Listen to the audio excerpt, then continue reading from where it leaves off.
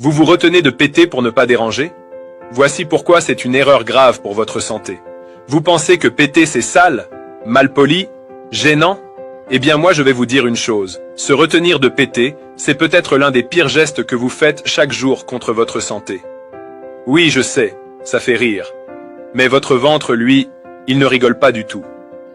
On va parler d'un sujet que personne n'ose vraiment aborder, et pourtant, ça vous concerne directement. Parce que vous soyez au travail, en réunion, dans une salle d'attente ou même au lit avec quelqu'un, il vous est déjà arrivé de sentir la pression monter, une envie de péter. Et là, instinctivement, vous vous retenez. Vous vous dites, pas maintenant, c'est gênant, faut que je tienne. Mais ce que vous ne savez pas, c'est que vous êtes peut-être en train de faire un petit geste qui, répété chaque jour, abîme silencieusement votre santé. Et aujourd'hui, je vais vous expliquer pourquoi. D'abord, il faut savoir une chose simple. Votre corps produit entre 0,5 et 1,5 litres de gaz par jour. Oui, chaque jour, vous avez environ 1 litre de gaz qui se balade dans vos intestins. C'est totalement normal. C'est le résultat de votre digestion, de ce que vous mangez, de l'air que vous avalez, et surtout du travail de vos bactéries intestinales. Alors imaginez un peu, vous avez ce gaz qui doit sortir, c'est prévu comme ça. Et vous décidez de le bloquer. De le garder à l'intérieur. Encore et encore. Ça commence doucement, ballonnement, lourdeur, maux de ventre. Puis avec le temps, vous ressentez des crampes, des douleurs digestives, parfois même des reflux acides. Et si vous insistez, ça peut aller jusqu'à perturber votre transit. Mais ce n'est pas tout.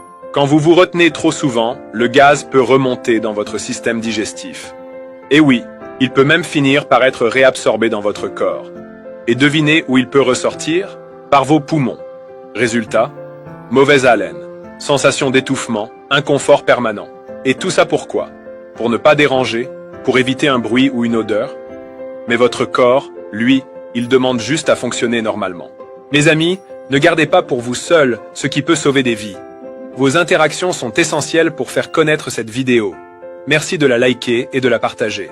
Alors voilà ce que je vous propose. Ce n'est pas compliqué. 1.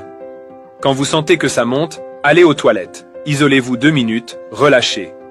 Faites-le discrètement, oui, mais faites-le. Votre ventre vous dira merci. 2. Surveillez ce que vous mangez. Certains aliments favorisent la production de gaz.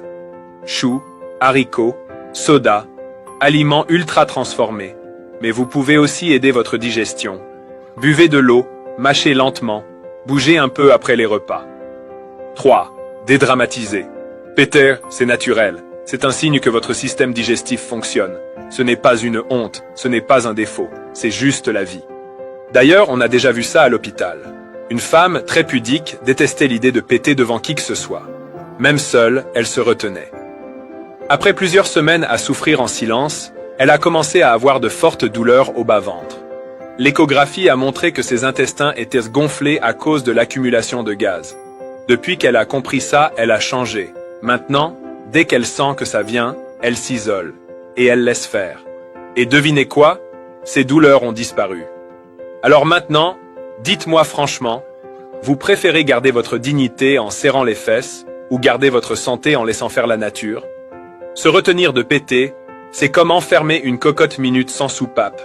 À force, ça explose. Écoutez votre corps.